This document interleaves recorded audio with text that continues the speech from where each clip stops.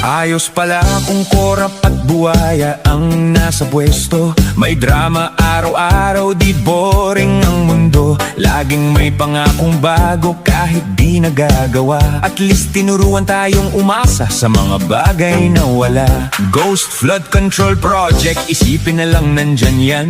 Total sanay na naman kayo sa baha tuwing umuulan. Matatag naman ang Pilipino ayon sa kasabihan. Kaya ayos lang kahit malugmok, sanay na sa kahirapan. Krisis, taas presyo, babasahod, huwag nang magreklamo. Ang tawag dyan ay survival training para sa mga Pilipino. Sinasanay lang tayo ni boss na magsaing ng alikabok. Para sa panahong gipit ang sikmuray, Matibay na't subok, walang mga bagong ospital. ayos lang, walang problema. Mag-isip ka lang ng mind over matter. Habang nagkakasakit ka, Mamitas ka lang ng herbal dyan sa